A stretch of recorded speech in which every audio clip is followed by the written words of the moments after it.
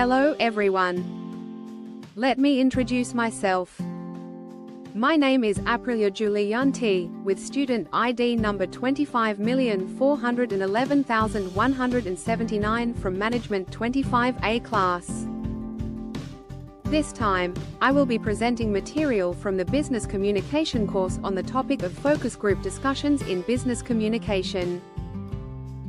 As we know, in today's business world, communication plays a crucial role in determining the success of an organization or company. One form of communication often used to gather information and understand various perspectives is a focus group discussion is a group discussion method used to obtain more in-depth information about a person's opinions, perceptions, and experiences on a particular topic. This method is very useful in the business world, especially in decision-making, product development, and program evaluation. Through focus group discussions, companies can more clearly understand the needs and desires of their audience or consumers. Furthermore, group discussions also allow for the emergence of diverse ideas, responses, and perspectives. Therefore, understanding focus group discussions is crucial, especially for those of us planning to enter the business world, as this method can help us obtain more accurate and relevant information. Understanding focus group discussions. Okay, friends, in this first section, we'll discuss focus group discussions. Focus group discussions are a method or technique for collecting data or information originally developed in marketing research. Through focus group discussions, we can explore a variety of things in a relatively short time, from perceptions, opinions, attitudes, motivations, knowledge, and even expectations regarding a particular issue. Therefore, this method is very helpful in gaining a deeper understanding of a topic from the participant's perspective. What is a focus group discussion? A focus group discussion is a small group discussion led by a trained facilitator. Through this discussion, we can elicit participants' opinions on a specific topic, which can then be used to determine future steps or actions. Characteristics of focus group discussions. Okay, next, let's move on to the characteristics of focus group discussions.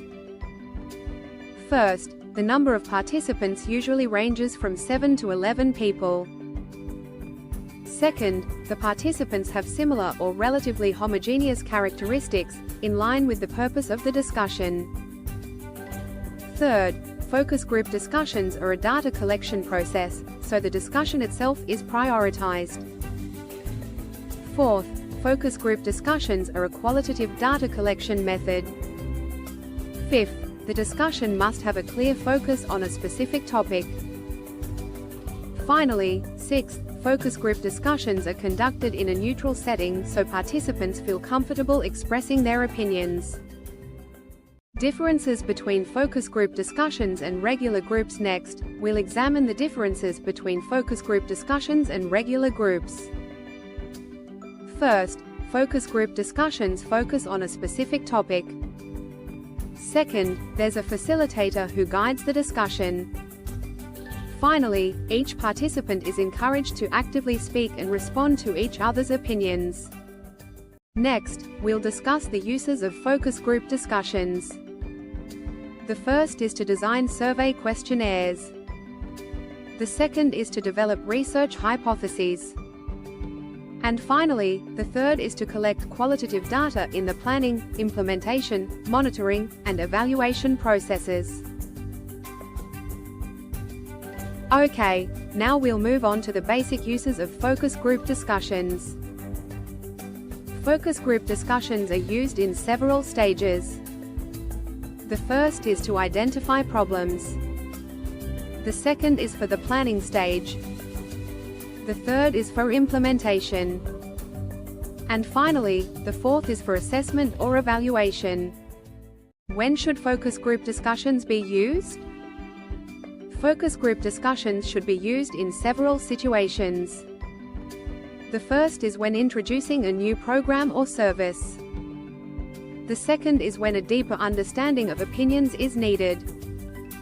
The third is when questions are difficult to answer through written surveys.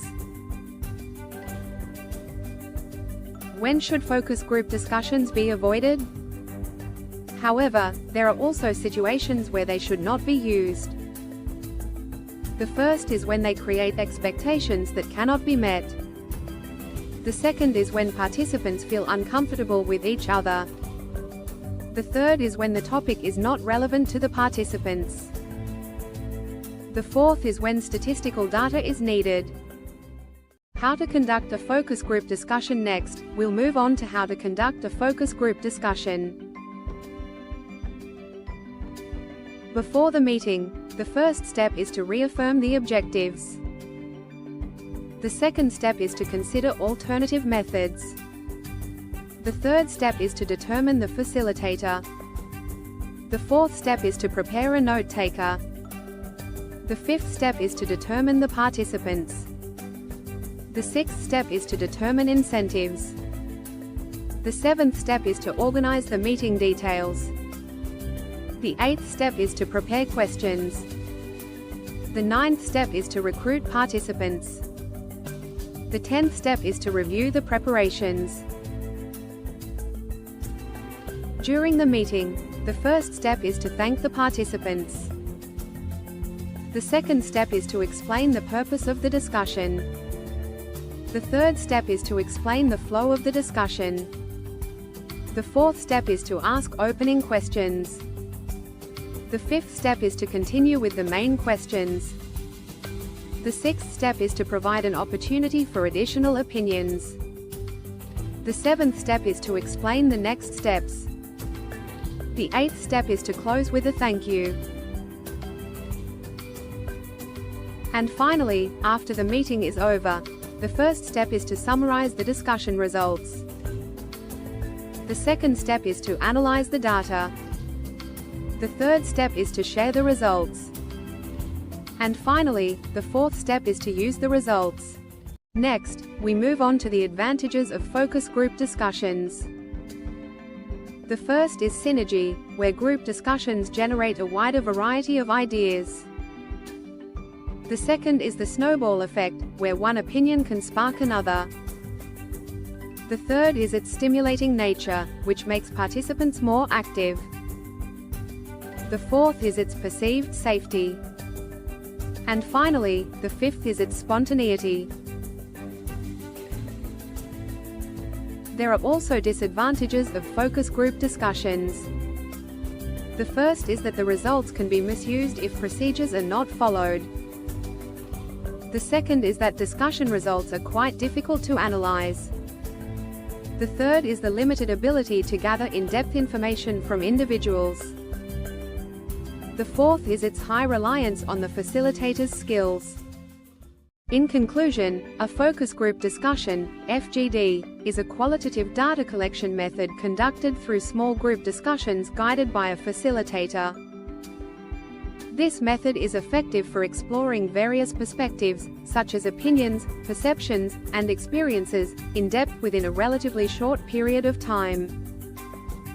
With homogeneous participant characteristics and a focused topic, FGDs can generate rich and relevant information to support decision-making. However, FGDs also have advantages and disadvantages that must be considered. On the one hand, FGDs can stimulate the emergence of new ideas through interaction between participants, but on the other hand, the results can be difficult to analyze and are highly dependent on the skills of the facilitator. Therefore, FGDs must be well planned and executed to ensure the results are truly beneficial and meet the intended objectives. Alright, everyone, that concludes my presentation on focus group discussions in business communication. I apologize for any errors in my delivery or pronunciation. I hope the material I've presented has been helpful and has broadened our horizons. Finally, I'll conclude this presentation. Thank you for your attention, and see you all.